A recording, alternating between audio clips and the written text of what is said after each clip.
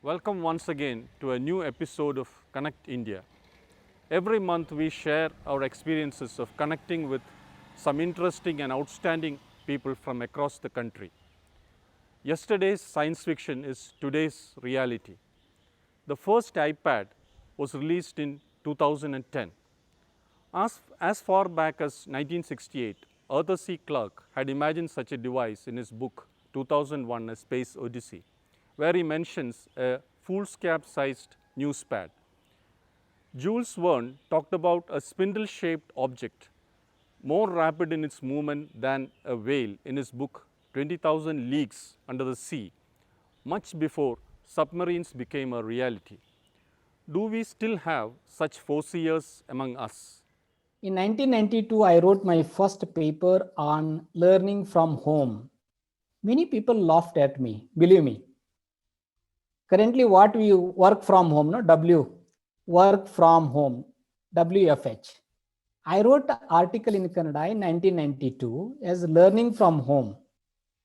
So I was searching my documents, all that I have written, very nicely written in 1992. And I found that, so within next 20, 25 years, it's all happening. What were the important challenges faced by the schools as they went online? Number one, unacquainted parents and students on the platform of online classes. That was the most problem which we faced in earlier days. Number two, parents were not able to maintain the academic discipline. Number three, the payment of fees due to shutdown of schools and losing jobs of the parents.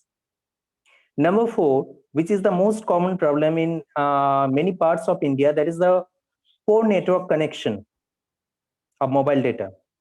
Number five, less availability of technological gadgets and smartphone. Number six, untrained virtual teachers. But the pandemic brought forth a collaborative effort of teachers, school leadership, governments, parents, industry, ICT experts, and students.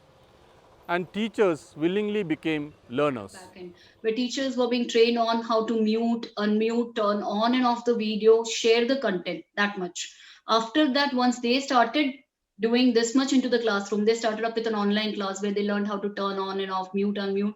A lot of challenges, must say hats off to the educators, those who are like, first time watching this technology, getting experience of this technology, wherein children used to mute them, children used to write something on the screen. And students often learn quickly than the parents and teachers, and that indeed gives us hope about the future. Some negative outcomes are like we were not able to physically interact with teachers, and some points we were used to like we needed some time to get used to all these things. There was some disadvantage and advantage of online classes. As advantage was that we get a lot of family time, and family was also a part of our studies. In this lockdown, I did a project called Code Language. So it was my favorite project during this lockdown. The meaning of the code language is understanding computers and learning the basics of coding. Coding helps children to develop an appreciation of how things work. It also teaches them how software engineers use math in order to solve problems in a logical and creative way. Sometimes big challenges can look small if you take away the technology part of it. Even online teaching, can be made interesting there, but there needs to be targeted training for it. Okay, so I am seeing you through my computer, but you are you and I am me. So the human connection is still there. You have to find out how to make that connection strong through the system. That's the only challenge. And I think Many of the things that we enjoy come free to us, including the air, but we don't realize it. During the pandemic, too, there were several products and services which were in education which were offered free of cost. Of course, India is a country where, different section of the people are there. We have very poor children are there, poor parents are there. So for them, not only for them, for all the students, so we immediately started developing e-content. And every crisis helps us reinforce old insights. Everything is quite difficult before it becomes easy. It was the same with online learning. As a teacher, I would say initially it took lots of efforts, lots of pain just to deliver the content to the student very clearly. But later on, as I got adapted towards this ICT, it became little more easier. Means the time management also got means like adjustable.